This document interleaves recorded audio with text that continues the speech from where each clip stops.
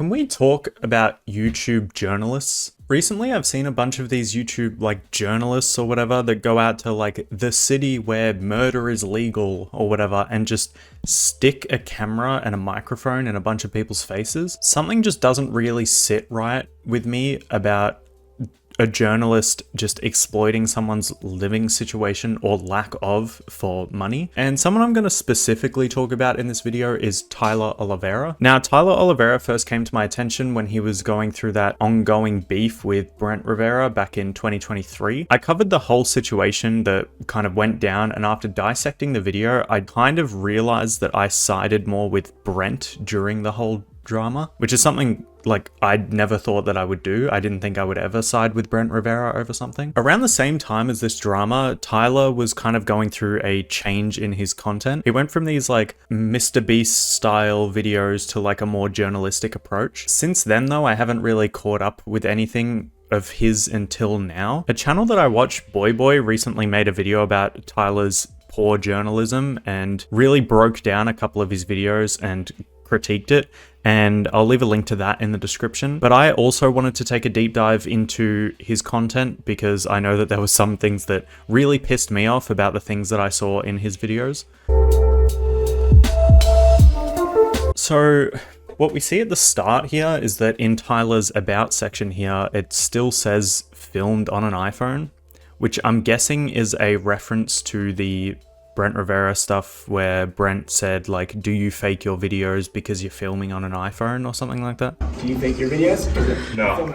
But we can see where Tyler went from his Mr. Beast style of content with this video here, if you beat my Tesla in a race, you get to keep it, to then going to I investigated the city of real life zombies. So one of the videos we're specifically going to be looking at today is called I investigated the country where every drug is legal. So in this video, Tyler goes to explore Vancouver in Canada, and he kind of explores and just exploits the harsh living situations of Hastings Street, but he doesn't go alone.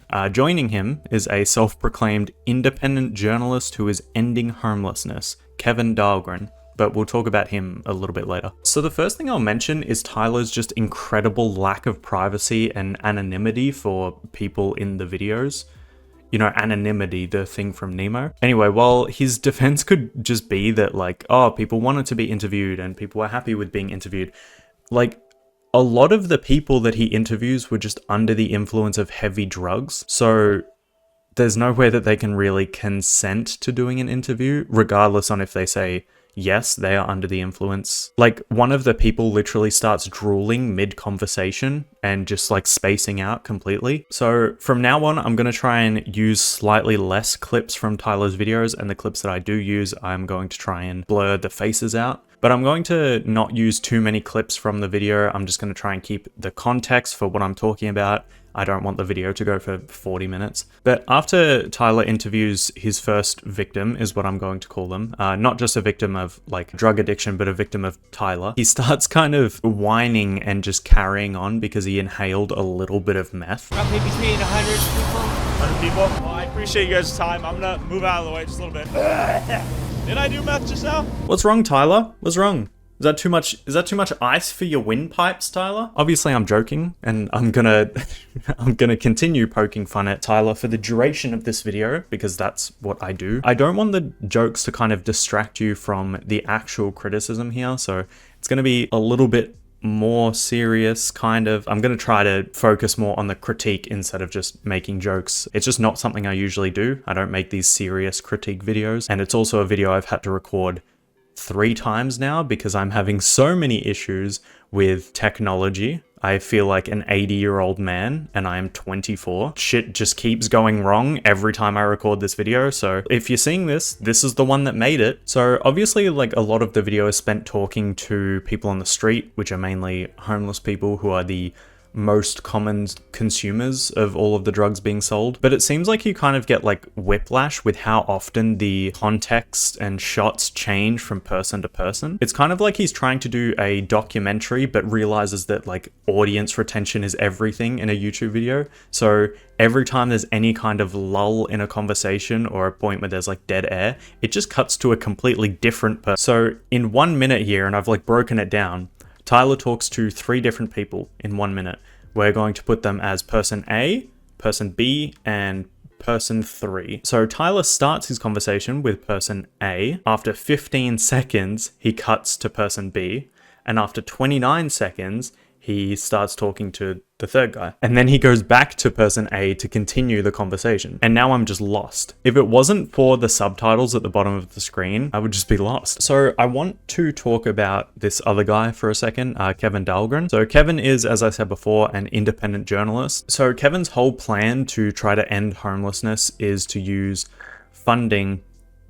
Was that my throat? Kevin's whole plan is to try and end homelessness by using funding from the people to stop all the bad stuff happening, I guess. It goes more in depth and we'll talk about that a bit later on, but I just want to talk about what he's doing at the moment. In the video given to us by Tyler, Kevin sneaks in to a safe injection site, is what they call them. And I put sneaks in quotes because I'm sure he just could walk in with a camera. I don't think he had to like rip up his clothes and cover himself in dirt like a cartoon character. And to sum up the clip, instead of it looking like a sanitary safe space, it's basically just a politically accepted crack den. After this clip, Tyler interviews another guy who's clearly on some meth/fentanyl experimental mixture and is comfortable leaving this in the part of the video. The guy is slurring his words and drooling all over himself, and his face is not blurred. There is literally no privacy or consent from this guy because, like I said before,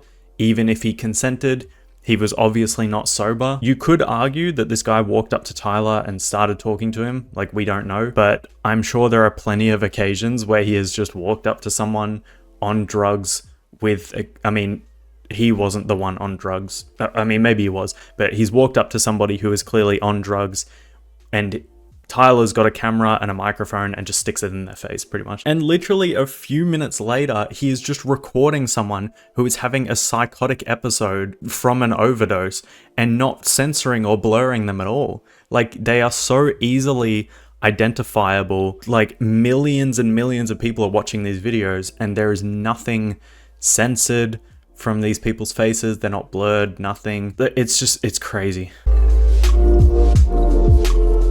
That's most of the stuff that I have to say about the video, but now we're going to look into Big Kev, the man of the people, the savior of the people, dare I say. In Boy's video that I talked about earlier, they mentioned how Tyler was making the video with a guy who is very problematic. His name was Jonathan Cho, I'm pretty sure. He's like a very right-wing political person and seems to sometimes do some shady shit. Allegedly, don't sue me. But with that being in the back of my mind, I decided that while researching this video, I should look a little bit more into who Kevin Dahlgren is. And lo and behold, in one swift Google search, I just searched up his name, Kevin Dahlgren, and there are a bunch of articles that are talking about how he's being investigated for theft, fraud, and misconduct after impersonating a social worker to steal money from the government. Again, allegedly, I think the investigation's still like ongoing, so I can't put all of it as fact. Apparently, like, what was being said is that he was lying to the government by saying that he's a social worker, so then the government gives him money that he then funds his own stuff. Whether that is helping homeless people or buying a fucking Tesla Cybertruck, I don't know. Regardless, he's stealing money from the government. Like, I don't even know if he needs that much money, to be honest, because he's got a donation link on his website. Oh, okay, never mind.